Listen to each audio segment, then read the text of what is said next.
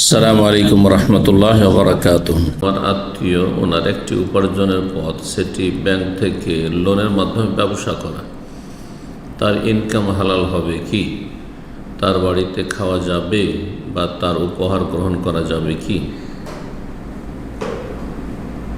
তার যদি income source শুধু এই ব্যবসা থাকে, যে ব্যবসার পুরো সম্পদ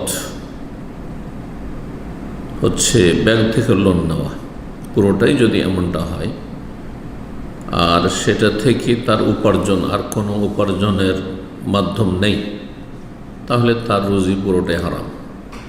তার রুজি পুরোটাই হারাম। এই ইনকাম হালাল নয়, হারাম। জি, আল্লাহকে ভয় করুন।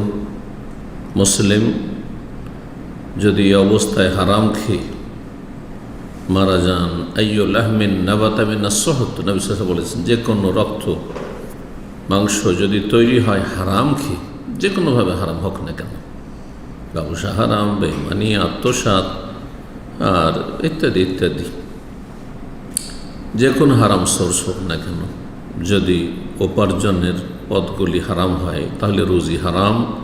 ফান্নার আওলা বিহি, যে লোক হারাম খাবে তার হকদার জাহান্নাম বেশি জান্নাতের চাইতে।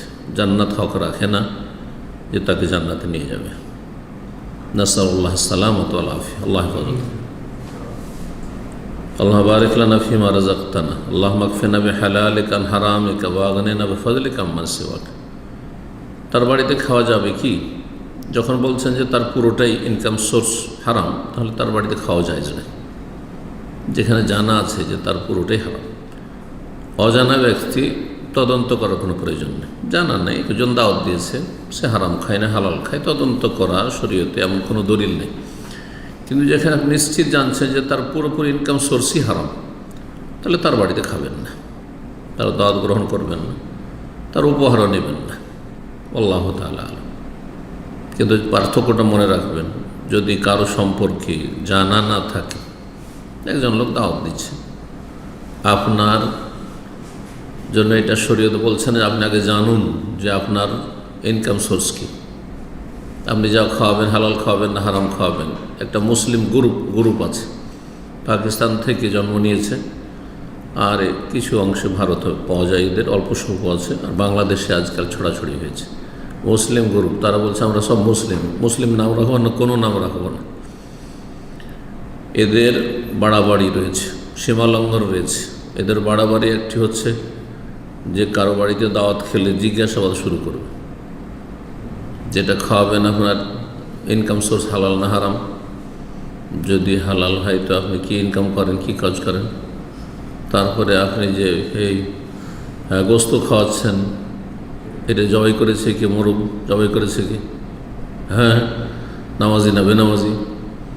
তারপরে কসাইখানা থেকে গরু গোস্ত নিয়ে এসছেন, খাসির গোস্ত নিয়ে এসছেন, তো কসাই নামাজ পড়ে না। এসব সীমালঙ্ঘন, এরা চরমপন্থী, গোমরাহ, খারিজিদের লক্ষণ এটি। আল্লাহ হেদায়েত করুন। কিন্তু যেমনটা বললাম, আবার বলছি, যদি কারো সম্পর্কে নিশ্চিত থাকেন যে তার পুরোটাই রোজগার হারাম, তাহলে তার ইনকাম হারাম, তার রুজি হারাম, সুতরাং তার দাওয়াত নেওয়া হারাম, জেনে শুনে তার উপহার গ্রহণ করা হারাম।